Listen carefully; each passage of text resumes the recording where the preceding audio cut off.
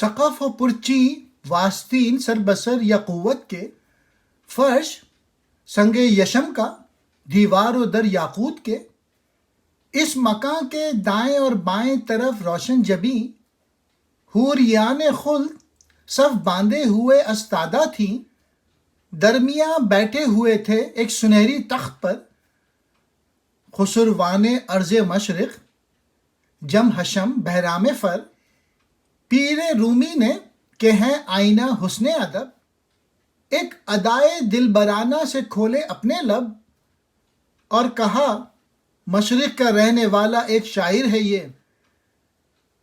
ہے سخن جادو اثر، شاعر ہے یا ساحر ہے، یہ جان ہے اس کی درد مند اور فکر اس کی ہے بلند، اہل مشرق کو کیا سوز و تپش سے بہرہ مند۔ اس محل کی چھتیں اور دیواریں اور کھمبے سب عقیق سے بنے ہوئے ہیں، اس کے فرش ریشم کے اور ان فرشتوں کے حاشیے بھی عقیق کے ہیں۔ اس گھر یعنی محل کے دائیں بائیں حوریں زریں کمر بندوں کے ساتھ یعنی پہنے ہوئے قطار در قطار کھڑی ہیں، ان کے درمیان سونے کے تخت پر جم حشم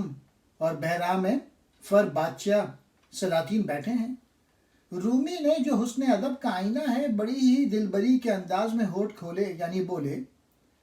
زندہ روح یعنی علامہ اقبال کا ان سلاطین سے تعارف کروانے لگے۔